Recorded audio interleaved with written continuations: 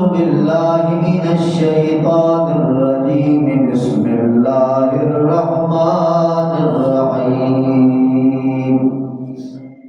إن ربكم الله الذي خلق السماوات والأرض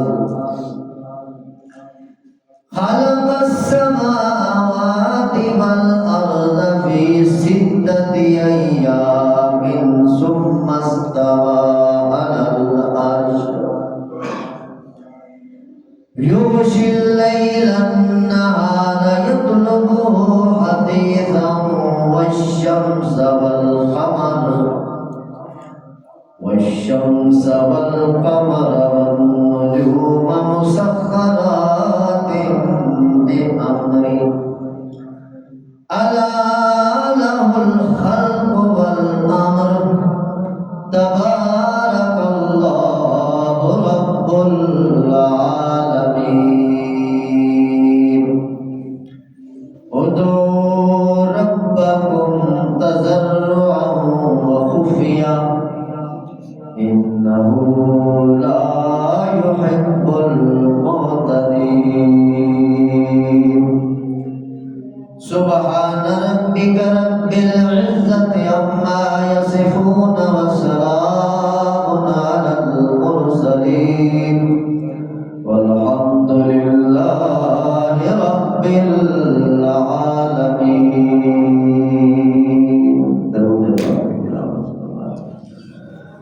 اللهم صل على سيدنا ومولانا محمد وعلى آل سيدنا ومولانا محمد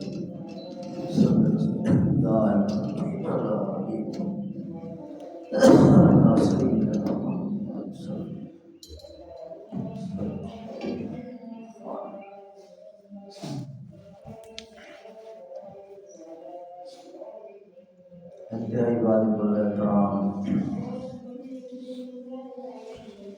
قابل صد اکرام بزرگوں، دوستوں، بھائیوں، عزیزوں،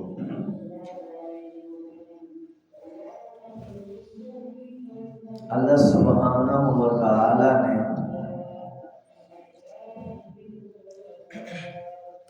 اس نظام کائنات کو خود بنایا ہے، خود چلایا ہے، اور حضرت انسان کو عقل، شعور، خرد عطا فرما کر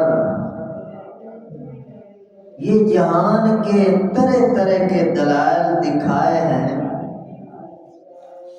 مقصد یہ ہے کہ اس جہان کو دیکھ کر،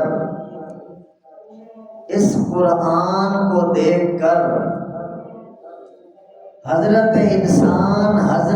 انسان کو دیکھ کر رحمان کی پہچان حاصل کر لے، یہ مقصد ہے۔ جسے اپنے مالک کی پہچان ہو گئی، اپنے خالق کی پہچان ہو گئی، اپنے رازق کی پہچان ہو گئی، اور پہچان کے بعد اس نے اسے مانا، اسے تسلیم کیا، اور اس کی رضا کے مطابق اپنے آپ کو ڈالا، اور اس کی رضا حاصل کر کے دنیا سے چلا گیا، وہ میرے دوستو اس دھرتی کا خوش نصیب ترین انسان ہے، جس نے مالک کو نہیں پہچانا، اس کی مرضی کو نہیں پہچانا، اس کی منشا کو نہیں پہچانا، اس کی رضا کو نہیں پہچانا، ایسے ڈنگروں کی طرح آیا اور کھا پی کے اٹھ بیٹھ کے سو جاگ کے دنیا سے چلا گیا، تو وہ میرے دوستو ڈنگر نما انسان سے زیادہ اسے کچھ نہیں کہا جا سکتا۔ انسان کی شکل ہے، انسان وہ ہے جس نے رحمان کو پہچانا، اور رحمان نے اتنے دلائل اپنی پہچان کے رکھے ہیں، تھوڑا سا میں اس بات پر بڑا زور دیتا ہوں، فکر، غور، تدبر کی عادت ڈالی جائے، لکیر کا فقیر بن کے نہ چلا جائے۔ اللہ نے عقل دیا ہے، شعور دیا ہے، دماغ دیا ہے، فکر کی طاقت دی ہے، اسے استعمال کر کے غور کیا جائے۔ اب اس آیت میں اللہ فرما رہے ہیں ان ربکم اللہ الذی خلق السماوات والارض، تمہارا رب، تمہارا اللہ، تمہارا خدا، تمہارا مالک وہ ہے جس نے آسمانوں اور زمینوں کو پیدا فرمایا۔ دیکھو، ایک ہوتا ہے صانع، موجد، ایک ہوتا ہے خالق۔ خالق اور صانع میں بڑا فرق ہے۔ صانع کسے کہتے ہیں؟ لوہا پڑا ہے، اس لوہے سے راڈ بنا دیا، اور لوہے سے دروازے کھڑکیاں بنا دی، لوہے سے گریل بنا دی، لوہے سے تلواریں بنا دی، لوہے سے کلہاڑیاں اور درانتیاں بنا دی۔ یہ صانع ہے۔ مٹیریل لوہا موجود ہے، اس لوہے کے اندر پھر اللہ کے دیے ہوئے دماغ سے اپنی کاریگری استعمال کر کے کہیں دروازے بن رہے ہیں، کہیں گریلیں بن رہی ہیں، کہیں کلہاڑیاں بن رہی ہیں، کہیں کچھ بن رہا۔ مٹیریل لوہا وہ موجود ہے، یہ ہے صانع۔ اور خالق میرے محترم دوستو کسے کہتے ہیں؟ لوہا نہیں، مٹیریل نہیں، نقشہ نہیں، نمونہ نہیں، پہلے سرے سے بنیادی طور پر لوہے کو بنانے والا وہ خالق ہے۔ خالق کسے کہتے ہیں؟ پانی کا نام و نشان نہیں، پانی کو جانتا ہی کوئی نہیں، پانی کا ایک قطرہ تک نہیں ہے، اس نے اپنے حکم کے ساتھ پانیوں کے سمندر چلا دیے، پانیوں کے دریا چلا دیے، پانیوں کی نہریں چلا دی، پانیوں کے چشمے چلا دیے، بالکل تھا ہی نہیں۔ پہلے سرے سے، نئے سرے سے پانی کو پیدا کرنے والا اسے خالق کہتے ہیں۔ آسمان نہیں تھا، ستارے نہیں تھے، سیارے نہیں تھے، چاند نہیں تھا، سورج نہیں تھا، نام و نشان تک نہیں تھا، ان کی کوئی شکل و صورت نہیں تھی، ان کا کوئی نقشہ نمونہ نہیں تھا۔ بغیر کسی نقشے کے، بغیر کسی مٹیریل کے پہلی دفعہ آسمانوں کو بنانے والا اسے خالق کہتے ہیں۔ زمین نہیں تھی، زمین کا نظام نہیں تھا، یہ درخت نہیں تھے، یہ پودے نہیں تھے، یہ گھاس نہیں تھا، یہ ہوائیں نہیں تھی، یہ پہاڑ نہیں تھے، یہ جنگل نہیں تھے، یہ شہر نہیں تھے۔ اللہ پاک نے پہلی بار بغیر کسی مٹیریل کے، بغیر کسی نقشے کے، بغیر کسی نمونے کے اتنی بڑی زمین پھیلا دی، اتنے بڑے جنگل بنا دیے، اتنے بڑے پہاڑ بنا دیے۔ اس کو میرے دوستو خالق کہا جاتا ہے۔ شیر کی تصویر پہلے نہیں تھی، پہلی دفعہ شیر کو اس شیپ کے اندر، اس شکل کے اندر، اس حلیے کے اندر، اس رنگ روپ کے اندر پہلی دفعہ بغیر نقشے نمونے مٹیریل کے بنانے والے کو خالق کہا جاتا ہے۔ اسی طرح میرے محترم دوستو حضرت انسان پہلا ان کا نام و نشان تک نہ تھا، کوئی نقش و نشان تک نہ تھا۔ پہلی مرتبہ بغیر نقشے کے، بغیر نمونے کے، بغیر مٹیریل کے حضرت انسان کو پہلی مرتبہ بنانے والے کو خالق کہا جاتا ہے۔ خالق صرف ایک ہے، باقی موجد بڑے ہیں، سانے بڑے ہیں، وہ موجد اور سانے وہ بھی اللہ کے دیے ہوئے دماغ سے، اللہ کے دیے ہوئے عقل سے، اللہ کی دی ہوئی صلاحیت کو استعمال کر کے پھر اللہ کے بنائے ہوئے مٹیریل کے اندر پھر نقشے بنا بنا کر، ڈیزائن بنا بنا کر، ترتیبیں بنا بنا کر کوئی جہاز بنا رہا ہے، کوئی موٹر سائیکل بنا رہا ہے، کوئی بسیں بنا رہا ہے، کوئی کاریں بنا رہا ہے، کوئی کارخانے بنا رہا ہے، کوئی فیکٹریاں لگا رہا ہے، کوئی جتنا دنیا آپ کو آراستہ پراستہ نظر آ رہی ہے، رنگین نظر آ رہی ہے، ایک انسان کا کچھ نہیں، سب کچھ خدا کا ہے، اور انسان نے خدا کے دیے ہوئے عقل سے اس کے اندر توڑ پھوڑ کر کے دنیا کو آراستہ پراستہ کر دیا ہے۔ پیچھے اصل طاقت میرے دوستو اللہ پاک کی، اسے خالق کہتے ہیں، اور خالق کی تخلیق کا شاہکار حضرت انسان ہے۔ ویسے تو اللہ کی جتنی تخلیقات ہیں، اللہ کی کسی تخلیق کی کوئی مثال نہیں بیان کی جا سکتی۔ اللہ نے جو ہاتھی بنایا اس جیسا کوئی بنا نہیں سکتا، جو گھوڑا بنایا اس جیسا کوئی بنا نہیں سکتا،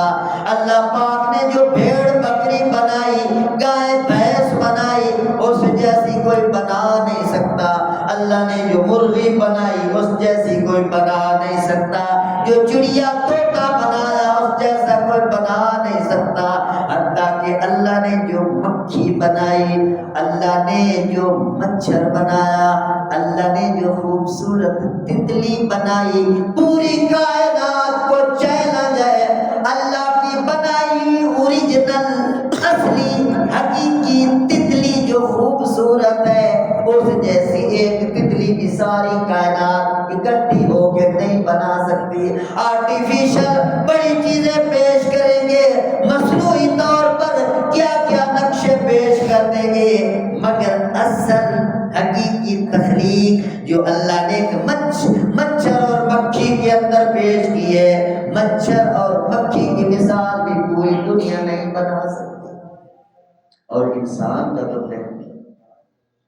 مقام بھی کچھ اور ہے۔ اللہ الذی خلقکم من ضعف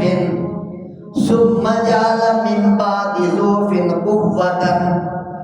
ثم جعل من بعد قوة ضعفا وشیبا۔ انسان کو اللہ نے بیان فرما دیا کہ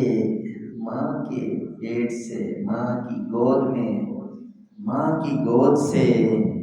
پھر مدرسوں، سکولوں، کالجوں، یونیورسٹیوں اور نوکریوں سے ہوتا ہوا شادیاں، بال بچے، جوانی، عروج کے ساتھ وقت گزارتا ہوا، پھر اللہ فرماتے ہیں ثم خلقکم من بعد قوۃ ضعفا، پھر حضرت انسان کو جوانی کے عروج سے، شباب کے عروج سے، طاقت کے عروج سے، پھر ہم اس کو آہستہ آہستہ ڈھلوان کی طرف لے آتے ہیں۔ جس نے پہلے بچپن سے جوانی کے عروج کی طرف لے گئے، جوانی کی چوٹی کی طرف لے گئے، طاقت کی بلندی پر لے گئے، اب طاقت کی بلندی پر انسان نے ہمیشہ رکے نہیں رہنا، پھر آہستہ آہستہ من بعد قوت ضعفا، پھر اس قوت سے انسان آہستہ آہستہ کمزوری کی طرف، آہستہ آہستہ بڑھاپے کی طرف، آہستہ آہستہ لاچاری کی طرف، 40 سال کے بعد پھر 50 سال کا انسان، پھر 60 سال کا انسان، پھر 70 سال کا انسان، پھر 80 سال کا انسان، 80-90 سال کی عمر میں بندہ اپنے بچپن کی تصویر دیکھے، وہاں کیسے تھا، یہاں کیسے ہو گیا، جوانی کی تصویر دیکھے، یہاں کیسے تھا، یہاں کیسے ہو گیا، پھر جوانی کے عروج سے پھر جب نیچے اترنے لگا، جب تصویر تصویر میں بندہ غور کرتا چلا جائے گا تو اندر دل کی آنکھیں کھلتی چلی جائیں گی، واقعاً بڑا خاموشی کے ساتھ انقلاب آ رہا ہے۔ اور پھر میرے محترم دوستوں، بڑھاپے کے بعد ایک ہی راستہ ہے، قبرستان جانا ہے، یقیناً جانا ہے۔ کوئی نہیں جانا چاہتا، جب اعلان ہوتے ہیں نا، ہمیں سے ہر ایک یہی سوچتا ہے کہ ہاں بیمار جو تھے ان کے ساتھ مسئلہ جو ہو گیا، حادثہ جو ہو گیا، بس ہارٹ اٹیک ہوا، ہم تو ٹھیک، اپنے بارے میں نہیں سوچتے کہ یہ اعلان کل میرا بھی ہو سکتا۔ تو اللہ کے پاس جانے والے، اللہ فرماتے ہیں میرے پاس آنے سے پہلے میری پہچان کر لو، مجھے پہچان لو، میں تمہارا مالک ہوں، میں تمہارا خالق ہوں، میں تمہارا کریٹر ہوں، میں تمہیں پیدا کرنے والا، تمہیں کھلانے والا، تمہیں پلانے والا۔ اے حضرت انسان، سارے جہان سے نظریں ہٹا کر مجھے پہچاننے کے لیے صرف اپنے آپ میں غور کر لے، میں تمہیں سمجھ میں آ جاؤں گا۔ قرآن کہتا ہے 25واں پارہ، اللہ فرماتے ہیں وَفِي أَنفُسِكُمْ أَفَلَا تُبْصِرُونَ۔ اے حضرت انسان، تم اپنے آپ کو کیوں نہیں دیکھتے، اپنے آپ میں کیوں نہیں تدبر کرتے، اپنی آنکھوں کو کیوں نہیں دیکھتے، اپنے ہاتھوں کو کیوں نہیں دیکھتے، اپنے دماغ کو کیوں نہیں دیکھتے، اپنی زبان کو کیوں نہیں دیکھتے، اپنے دل کو کیوں نہیں دیکھتے، سر سے لے کر پاؤں تک اپنا مطالعہ کیوں نہیں کرتے، اپنی ریسرچ کیوں نہیں کرتے، اپنے اوپر تدبر، تفکر، غور فکر کیوں نہیں کرتے؟ اپنے آپ میں بھی غور کرو گے تو میں اللہ تمہیں سمجھ میں آ جاؤں گا۔ اب دیکھو، صرف انسان اپنی آنکھوں پر غور فرما لے، آنکھوں میں اللہ پاک نے کتنے بلب روشن کر رکھے، لاکھوں بلب ہیں، اور ان بلبوں کے پیچھے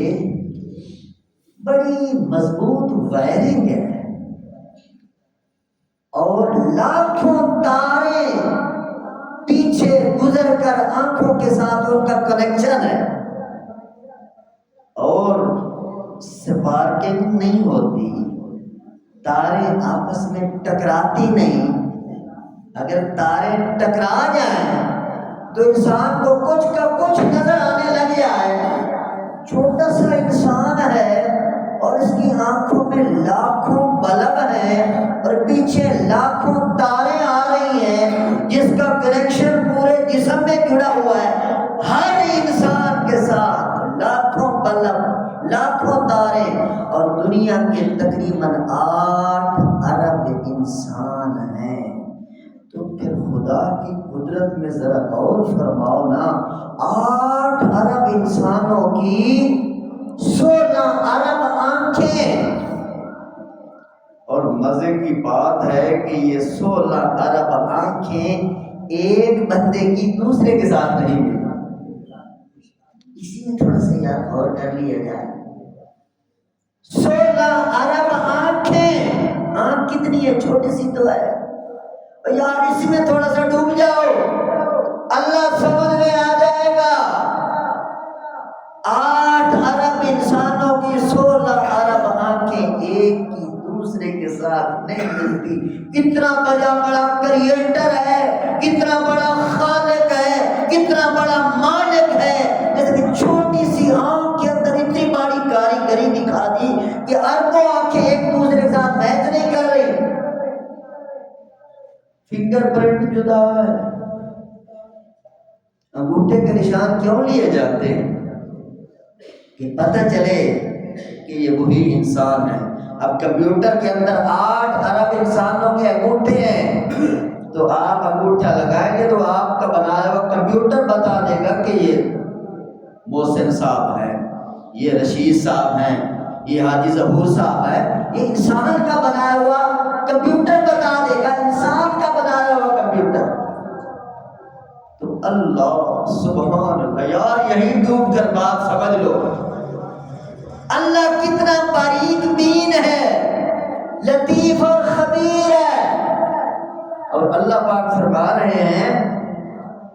الا لہ الخلق والامر۔ ایک اور مزے کی بات ذہن میں آ رہی ہے، یہ قرآن پاک کی جو آیت آتی ہے نا، اذا سألک عبادی عنی فانی قریب اجیب دعوت الداع اذا دعان۔ یہاں ایک نکتہ سمجھی، ایک ہوتی ہے دعا، ایک ہوتی ہے دعوت۔ دعا اور دعوت میں ایک فرق ہے عربی لغت کے اندر۔ دعوت کا لفظ، اس کا لفظی مطلب یہ بتاتا ہے ایک بار پکارنا، اور دعا جو بار بار چل رہی ہو، بار بار پکارا جا رہا ہو۔ تو اس آیت کے اندر اللہ کیا فرما رہے ہیں کہ جو بندہ زندگی میں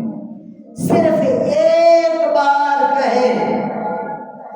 اذا سألک عبادی عنی فانی قریب اجیب دعوت الداع اذا دعان، جو 70-80 سال کے اندر صرف ایک بار کہہ کے اے میرے اللہ، صرف ایک بار اے میرے رب، تو اللہ فرماتے ہیں میں اس بندے کو جانتا ہوں جو 80 سال کی عمر میں صرف ایک بار مجھے بلا رہا ہے، میں اس کو بھی جانتا ہوں، اس کے باپ کو بھی جانتا ہوں، اس کے دادے کو بھی جانتا ہوں، اس کے پردادے کو بھی جانتا ہوں، اس کے پورے شجرہ نسب کو جانتا ہوں، آدم علیہ السلام تک پوری نسل کو جانتا ہوں، مجھ سے کون چھپ سکتا ہے؟ ان ربک هو الخلاق العلیم۔ اللہ فرماتا ہے میں خالق بھی ہوں،